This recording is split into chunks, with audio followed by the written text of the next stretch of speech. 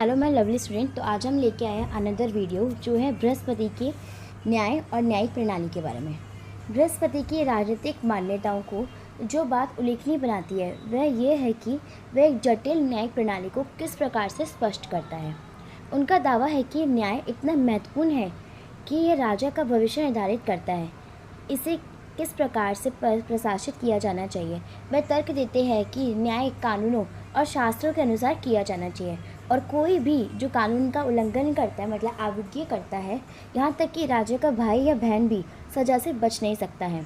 न्याय एक ऐसा वातावरण को बढ़ावा देना चाहता है जहाँ हर किसी को राजा खुश कर सके मतलब प्रसन्न कर सके।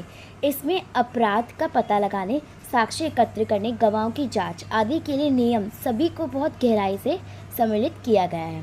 प्रत्येक पक्ष द्वारा दिए गए तर्कों को सावधानीपूर्वक जांच करने और तथ्यों के साथ उनका समर्थन करने के बाद निर्णय लिया जाना चाहिए। वह एक पदानुक्रम के साथ एक जटिल न्यायिक प्रणाली प्रस्तुत करते हैं और वह कहते हैं कि निर्णय सर्वसम्मति व्यापन समता पर आधारित होना चाहिए। न्यायाधीशों को नैतिक होना चाहिए। निसंदेह राजा की दरबार व्यवस्था का एक शिखर के रूप में कार्य करती है। निचले न्यायालयों के पास क्या था, नए मामलों की सुनवाई करते थे और पिछले मामलों पर फिर से विचार करने का अधिकार था। निचले न्यायालयों के पास जिला और अधीनस्थ न्यायालयों के निर्णय शीघ्र न्यायालय द्वारा समीक्षा के अधीन हो सकते हैं।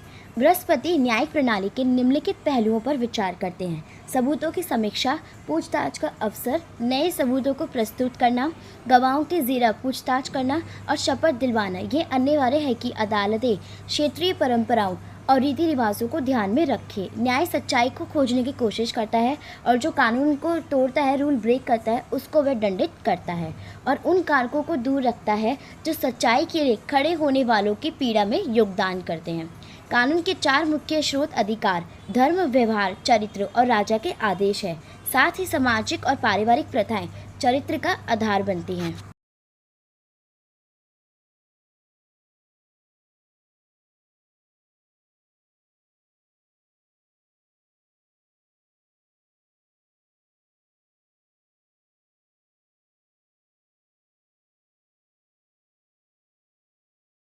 बृहस्पति प्रतिशोध के चार अलग अलग रूप मानते हैं।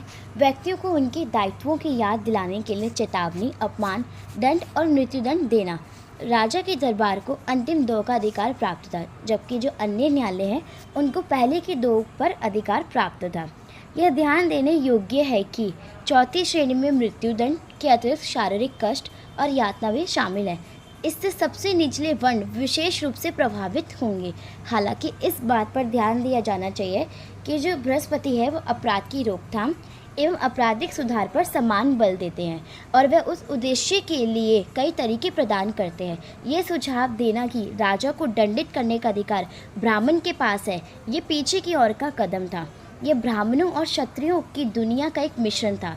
इसके अतिरिक्त ये स्पष्ट नहीं है कि क्या ब्राह्मणों को लौकिक मामलों को प्रभावित करने का अधिकार प्राप्त है।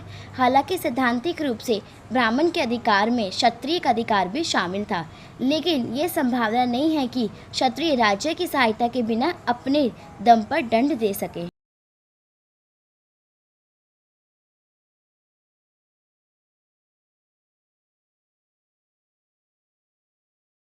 तो अब हम पढ़ते हैं न्यायालयों का पदानुक्रम।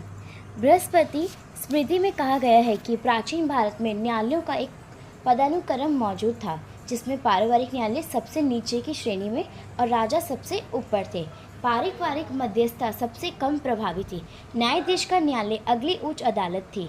इसके बाद मुख्य न्यायाधीश, जिसे प्रदिविवाका या अध्यक्षा के नाम से भी जाना जाता है, और अंत में राजा का न्यायालय था। इस समस्या की गंभीरता यह निर्धारित करती है कि इस पर किस न्यायालय का अधिकार क्षेत्र होना चाहिए। राजा के पास सबसे महत्वपूर्ण संघर्षों पर अधिकार था, जबकि सबसे निजी अदालत को छोटे विवादों पर नियंत्रण प्राप्त होता था।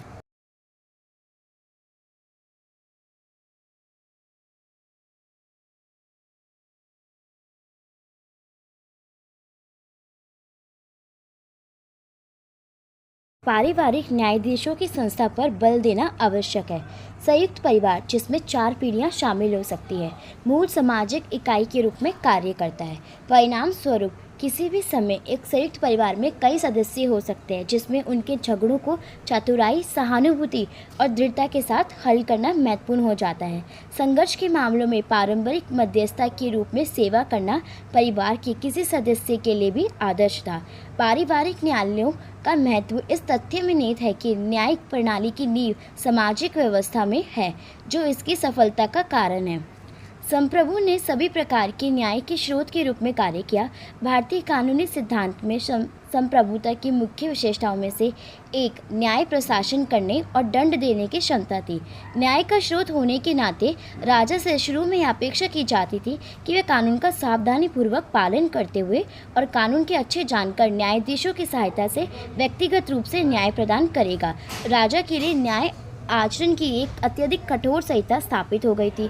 उन्हें खुली सुनवाई के दौरान और न्यायालय कक्ष में निर्णय लेने होते थे तथा उन्हें स्वयं को किस प्रकार से संचालित करना होता था जिससे पक्षकार भयभीत न हो। उनसे निष्पक्षता की शपथ लेने और बिना किसी पूर्वाग्रह या निष्ठा के मामलों पर शासन करने की अपेक्षा की गई थी।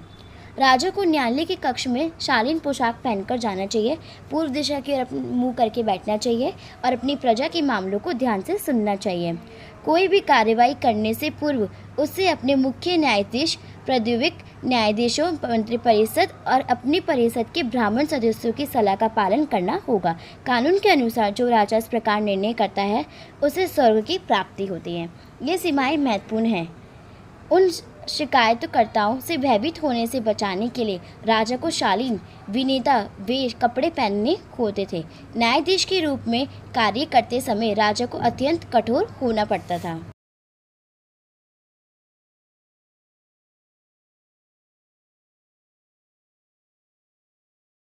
राजा को आचरण संहिता का पालन करना पड़ता था और उससे अपेक्षा की जाती थी कि वह किसी भी लगाव या पूर्वग्रह से मुक्त हो। यदि वह संकल्प कर ले तो राजा के 7 गुण में 7 लपटों की तरह एक साथ आ जाते हैं।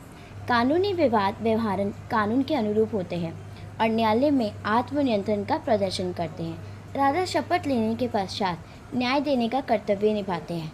इसलिए जब वह न्याय की गद्दी या न्याय के शासन पर बने रहते हैं या बैठते हैं तो उन्हें विवस्वान का पुत्र माना जाता है। विवस्वान का पुत्र माना जाता है, जहाँ उसे हर प्राणी के प्रति निष्पक्ष रहना आवश्यक है। विवस्वान शपथ निष्पक्षता की शपथ है, क्योंकि यम मृत्यु की देवता और विवस्वान के पुत्र सभी जीवित चीज़ों के प्रति क्या है, निष्पक्ष है, मतलब फेयर है। स्टूडेंट, ये जो वीडियो यहीं पे ख़त्म होती है। आई होप आपको ये जो वीडियो है यूज़फुल लगी होगी। अगर आपको ये वीडियो यूज़फुल लगी हो तो इसे सब्सक्राइब, शेयर, कमेंट और लाइक करना ना भूलिएगा।